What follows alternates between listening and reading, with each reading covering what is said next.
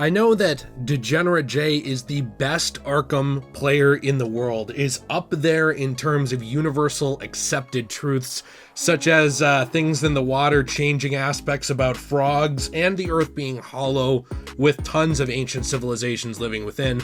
I know that you probably accept both of those things as a truth, along with me being the best Arkham player, but I have to be honest, today is my humility day, and we're going to talk about 5 things that I am just bad at with the Batman Arkham series. Now, maybe you're bad at these too. Maybe you're way better than me. Either way, I want to hear about it, and I want to know what you do for these things to actually work them out, because usually for me, I end up just avoiding them because I suck. And let's hop right into it. If you enjoy this, please be sure to leave a like and subscribe. We are over 100,000 now subscribers. Thank you so much, guys. That is because of you. Let's go. Number 5. The first one is knife takedowns. Now, this also counts for sword takedowns. I am horrible at both of these. I will fully admit it. People have made fun of me before in the past, being like, dude, why do you jump over every single person with a knife? Or why do you jump over every single person with a sword? It is genuinely because I am bad at the actual takedown. Now, the takedown itself sounds simple enough. Holding Y, pulling back on the stick manually every time you're swung at, basically. I believe that's what it is off the top of my head. Could be the opposite, but I'm not holding the controller right now. Either way, the reason I don't remember exactly how to do it is because every time I try and do it, my reaction timing with it is so bad that I end up getting slashed on the second or third swing. Not to mention the fact you have to pretty much do it 4 times with the swords, and I am completely out on that. I always just have to hold back and dodge the knife normally by holding back and Y, and then deal with it, or instant takedowning, or disarming and destroying the knife. I just can't deal with these. I don't know what my problem is. I've never been able to deal with them, and it's probably not going to change anytime soon. Number 4. It's the 4th one. 4. The next one is playing as characters who can't do disarm and destroy. Now, I will say specifically my combat style really does revolve, especially in something like Arkham Knight, around disarm and destroy, because when you get to these maps that are really big and involve a lot of fighting, things like the Iceberg Lounge, where there really is going to be essentially shields everywhere. People are eventually going to get the guns out. People are eventually going to have a ton of tasers that you just don't want to leave that sitting around on the ground. So the disarm and destroy is the easiest way I actually have to get rid of these weapons and make sure that people aren't picking them up later on in the fight and absolutely blasting me up my backside. The problem is there's a lot of characters who can't even do disarm and destroy. Characters like Jason Todd, the Red Hood. You know, some of these characters, or even Harley Quinn, there are others as well. Some of these characters just can't do it. For the most part, it's mainly just a couple that can do it, like Batman and Batgirl. And because of that, I have a really hard time on a lot of these bigger combat maps dealing with the other characters. Like, I can get to like 150, maybe 200 hit combo. That's okay. But I can't go anywhere past that with any of these other characters, because in order to have enough enemies to do so, I always have to play on a map that floods the map with weapons, and then I can't deal with them because I'm bad at it. I guess I've been told that essentially a lot of people are annoyed by this, or were annoyed in the past that a lot of these characters didn't have that move, because it does make some of those maps harder. So I feel good knowing I'm not alone, but I also feel your pain on that one, and it's pretty frustrating to me. Most of the characters who aren't Batman don't have enough moves and don't have enough complicated moves, other than a character like Azrael that's borderline a copy-paste of Batman, or Batgirl that takes a lot of his moves as well. They just didn't really put that depth in there, and because of that, you don't have as many combat options to be good with, which is hard for someone like me who already struggles. Number 3. The next one is actually seeing tasers. Now, if I don't have detective mode on, I don't have the best vision. I will completely admit that right now.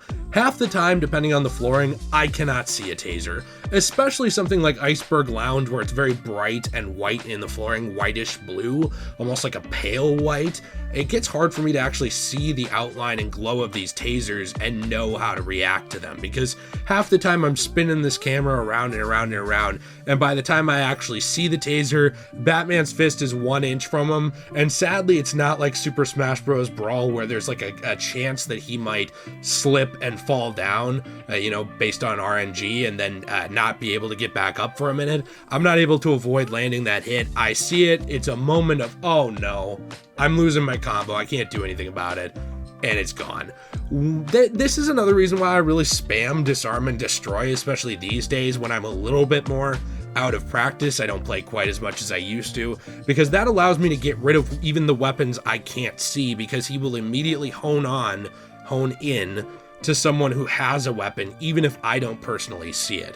It's great for people with horrible vision, but really sad that I've come to rely on that a little bit. I know back in Asylum, these things were so easy to see.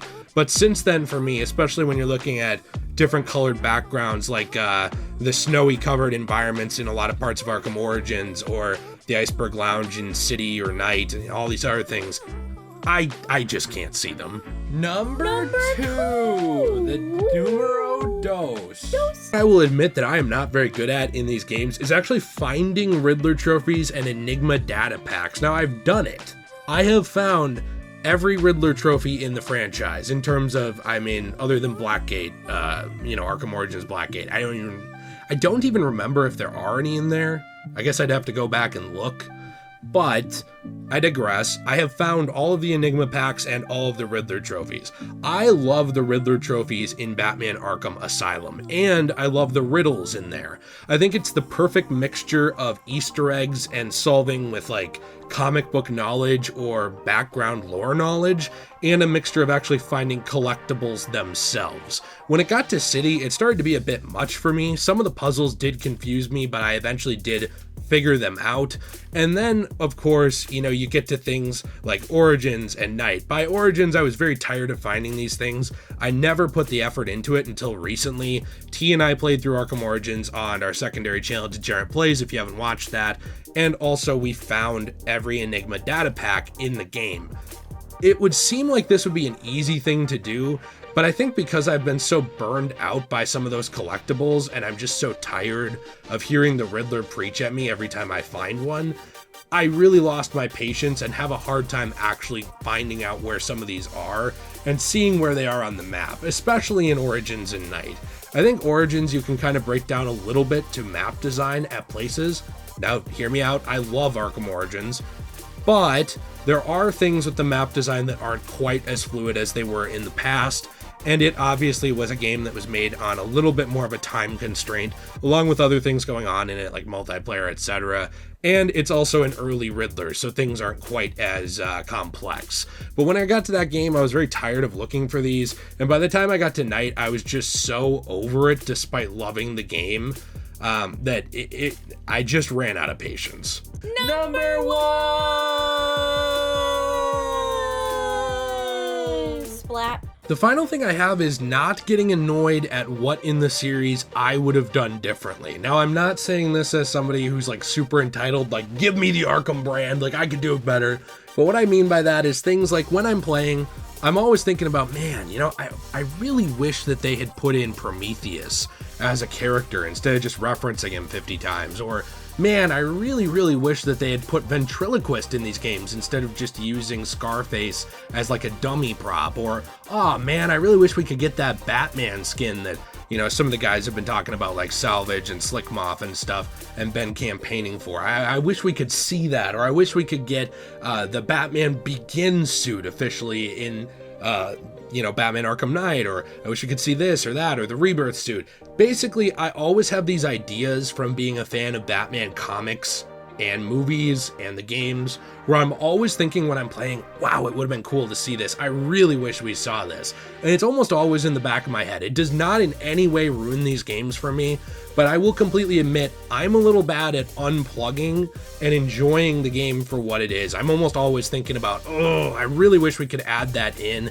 and actually do a little bit more with this concept, or add in this cosmetic, or add in these other things. And it's always just kind of going on in the back of my head, and I wish it wasn't. It's definitely a me problem. I kind of have this over analytical thing with every game, and I will definitely admit that. Totally me. I'm always thinking about this stuff because I love the games a little too much. Last but not least, I want to say a special thank you to some of our patrons over on Patreon. You guys are the BAMFs, you are the VIPs, and I really appreciate you.